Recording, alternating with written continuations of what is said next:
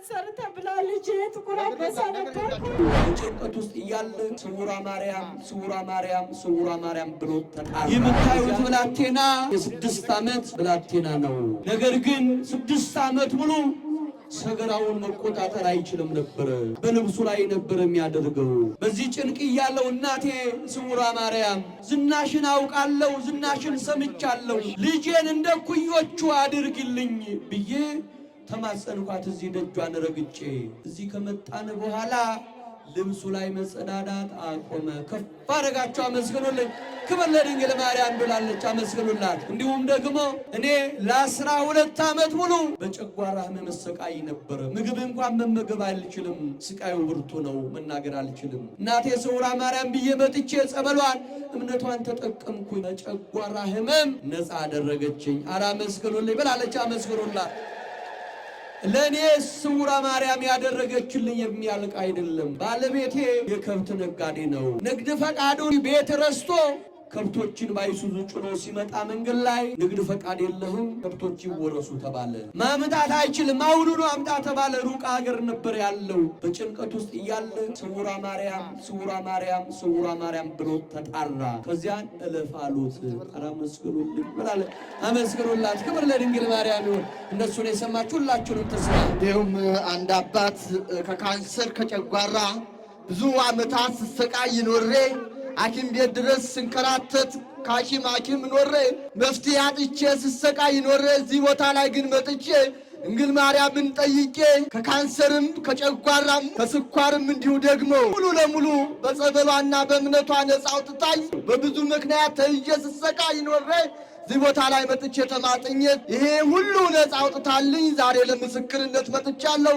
ለክብሯ መገለጫ 5000 ብር ይዤ መጥቻለሁ። ከፍ አድርጋችሁ አመስግኑ ይሏቸዋል። አመስግኑላቸው። እኚህ እናታችን እህቴ ታማ ነበር የመጣሁት። እኔንም ግን ያመኝ ነበረ። ነገር ግን እሷ እንድትድንልኝ መጥቼ አብሬ ጸበሉን እምነቱን ተጠቀምኩኝ። እኔ ከውስጤ ባዕድ ነገሮች ወጡ። ከፍ አድርጋችሁ አመስግኑልኝ። አመስግኑ። ከፍ አድርጋችሁ አመስግኑ።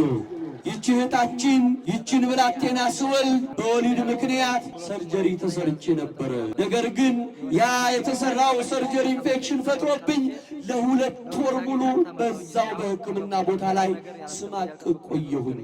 እዛ እያለሁ በቲክቶክ ስውሯ ማርያምን አሳዩኝ።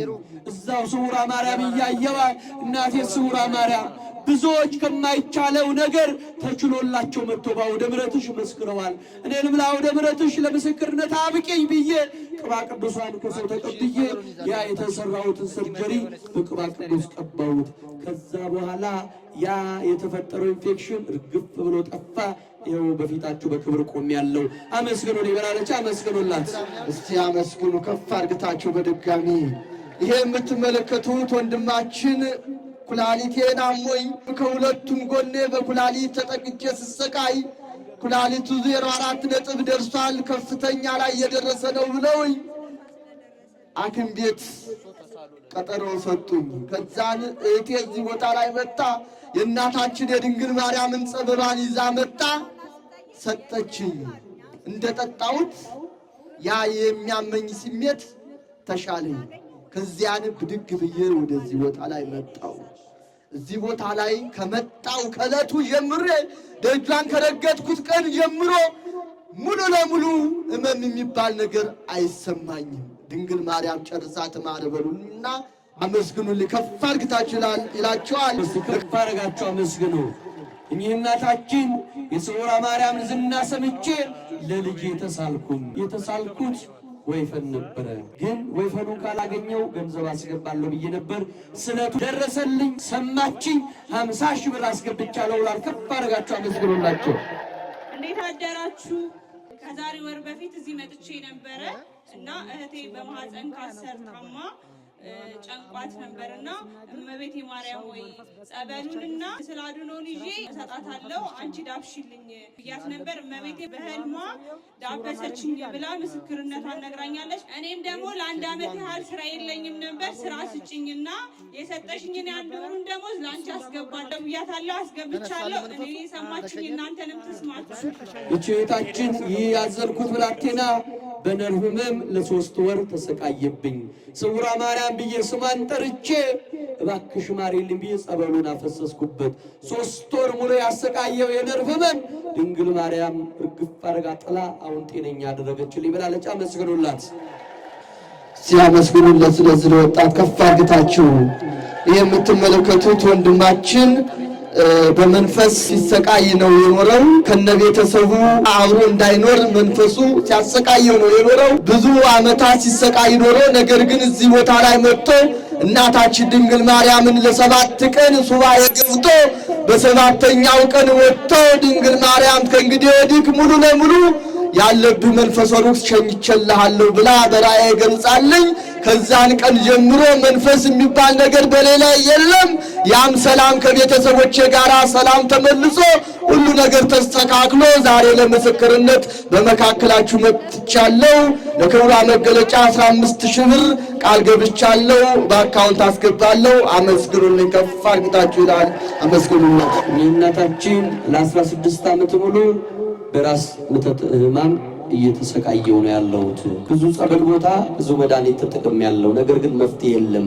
ሐምሌ ላይ ጸበሏን እምነቷን ቅባ ቅዱሷን አምጥተውልኝ ተጠቅሜ ለውጥ አይቻለሁ። ጨርሳ ተማረች ብሎኝ እንዲሁም ደግሞ ቤቴ ውስጥ ባለቤቴ ሞቷል፣ አባታቸው ሞቷል፣ ልጆቼ ሰላም አጥተዋል። ነገር ግን እማምላክ ስውራ ማርያም የልጆችን ቤት በሰላም ሞልታለች፣ የኔንም ትሞላለች ብሎኝ ብሏል። እናታችን አመስግኑላቸው።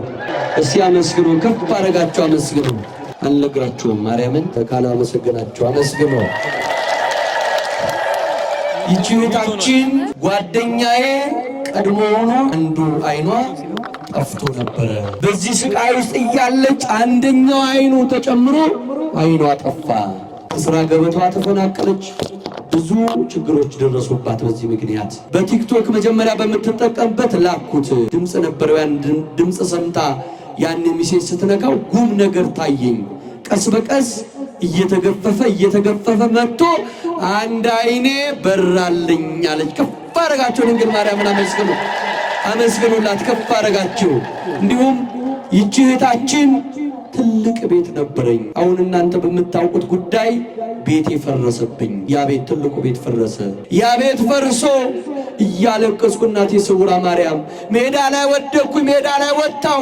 አንቺ ግን ለኔ መጠለያ መስጠት አያቅትሽም ብዬ ለምንኳትኝ ይኸው ቤት ተሰጥቶኝ ድንግል ማርያም ሰጣኝ ነው የመጣሁት። አመስግኑ ብላለች።